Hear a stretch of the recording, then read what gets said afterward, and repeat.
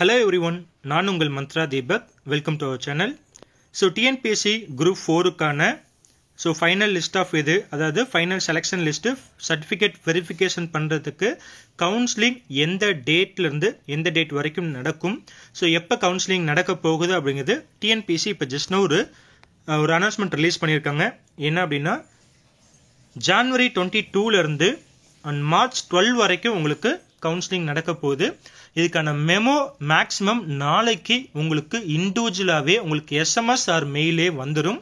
நீங்கள் உங்களோட registration number போட்டு அண்ட் டேட் ஆஃப் பர்த் போட்டு இது பண்ணீங்க அப்படின்னா எந்த டேட்டில் என்ன டைமில் நீங்கள் கவுன்சிலிங் வந்து அந்த டேட்டுக்கு வரணும் அப்படிங்கிறது மேக்ஸிமம் ஃபைனல் மெமோ உங்களுக்கு நாளைக்கு வந்துடும். மேக்ஸிமம் நாளைக்கு வந்துடலாம், அல்லது உங்களுக்கு அடுத்த நாள் வரதுக்கான வாய்ப்புகள் இருக்குது. ஸோ இந்த லிஸ்ட்டில் இருக்க நம்பர்ஸ், ரெஜிஸ்ட்ரேஷன் நம்பர்ஸ் எல்லாருமே வந்து கண்டிப்பாக நீங்கள் மெமோ டேட் வந்து அட்டன் பண்ணணும் அப்படிங்கிறது ஃபைனல் வெரிஃபிகேஷனில் கொடுத்துருக்காங்க.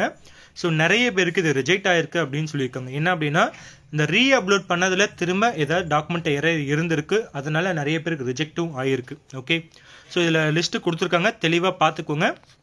இது எஸ்பெஷலி ஜேஏக்கு, ஓகேங்களா. அண்ட் ஆல்சோ வந்து டைப்பிஸ்ட் இதெல்லாம் வந்து ஆஃப்டர் தட் 1 by 1 தான் வருது. இது மார்ச் 12 வரைக்குமே இது வந்து கவுன்சிலிங்கான டேட் கொடுத்துருக்காங்க.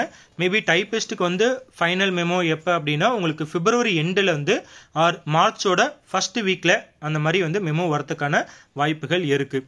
அதுக்கப்புறம் தான் உங்களுக்கு ஸ்டெனோ எல்லாமே. ஓகே, ஸோ உங்களுக்கு ஃபர்தராக ஏதாவது டவுட் இருந்தாலும் தாராளமாக கீழே கமெண்ட் பண்ணுங்கள், அதை பார்த்துட்டு ரெக்டிஃபை பண்ணுறேன். Thank you so much.